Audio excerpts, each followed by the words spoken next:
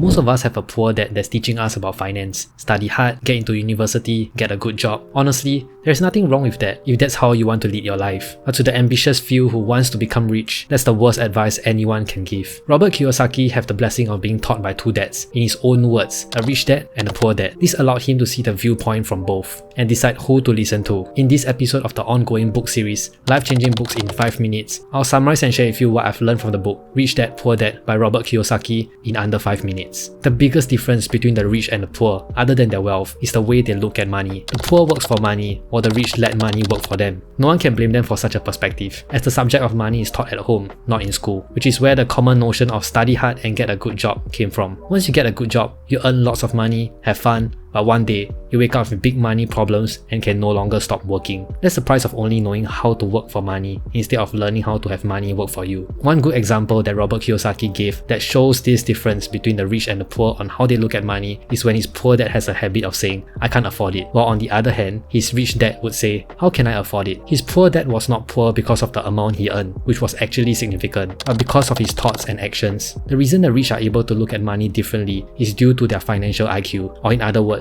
the understanding of money. This financial IQ is made up of knowledge from 4 broad bases of expertise: accounting, which is the ability to read and understand financial statements; investing, understanding market conditions, also known as supply and demand; and lastly, understanding the law. The number one reason why the poor works for money while the rich don't is because they don't understand money. Thus, they would rather trade in their time to work for someone else and receive money from them for this exchange. The rich knows how to read and understand financial statements. They understand the importance of investing to not just fight inflation, but also due to their understanding of the power of compounding. They can tell what's the current market sentiments, thus understanding what's the demand and supply for them to enter their business in. They understand the law, such as the use of corporations to obtain tax advantages. Basically, what the poor need is simply a better understanding of how money works. So, how can you develop your financial IQ? Firstly, you need a reason greater than reality. What are your wants and don't wants in life that's pushing you to want to be rich? Secondly, invest first on education. As much as you want to start putting your money into stocks, the very first investment that will pay off faster is on yourself. Thirdly, always pay yourself first. Robert Kiyosaki recommends that you should always pay yourself first, not to bills, not to your loans, but to your savings, investments, and education. The logic goes is that after paying yourself, the pressure to pay off your taxes and the other creditors will be so great that you'll force yourself to seek other forms of income. The pressure becomes your motivation. In my point of view, it's not going to work in every single situation, as there will be times where you have to pay others first. But if your situation can afford to follow this advice,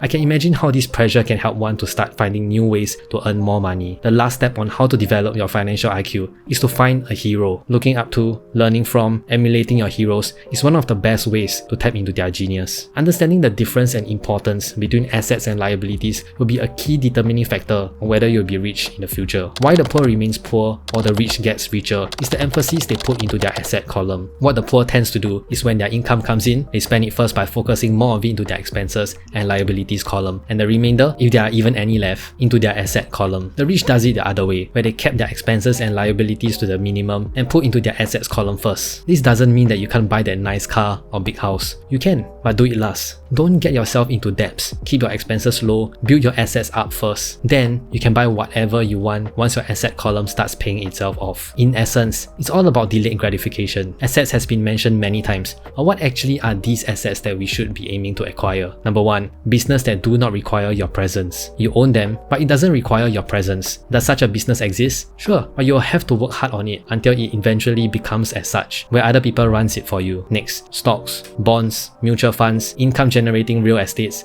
IOU notes, royalties from intellectual properties such as music, scripts, and patents, and lastly, anything else that has value, produces income, or appreciates and has a ready market. These are the things that we should be focusing on, and not on that fancy car, which is not an asset but a liability, because its value depreciates as time passes. Knowing that you should put your money into assets is the first important step, but how you work on attaining these assets is also important. Take stocks and crypto as an example. Putting all your money into speculative assets is the worst thing one can do. In such cases, it might even be better to not put any money into assets at all. First of all, you need to do sufficient research, otherwise you just end up burning yourself. I can hear what most most people are thinking, why not just put a little into everything? That's where your financial genius have to come in. You can't put all your eggs in one single basket. Neither should you spread all your eggs into many baskets. You should put it into a few selected stocks or crypto that you have conviction in, and that's how you make money. Before this, we also mentioned about keeping your liabilities and expenses as low as possible. If you keep them as low as possible, you can afford to invest into speculative assets. Money that you would have otherwise spent on luxury clothes and jewelry, you could invest a controlled amount after careful risk management into such speculative assets. If it goes up, you win. Otherwise, it shouldn't affect your daily life, as you should only invest what you're willing to lose in such cases. Rich Dad Poor Dad by Robert Kiyosaki truly changed my perspective on how I look at money. We can only get more money if we understand what this piece of paper truly is. It's because we don't know much about it. That's why we decided to exchange time to obtain it. But if we know how it works and that we could actually use it to work for us instead, the possibility to be rich will no longer be just a dream. It will take time to see the fruits of your labor, as your asset column can't be built overnight. It takes a lot of effort and persistence to see through it. If it's easy to obtain, we wouldn't all be racking our brains to try and achieve it, which is why we have to keep going,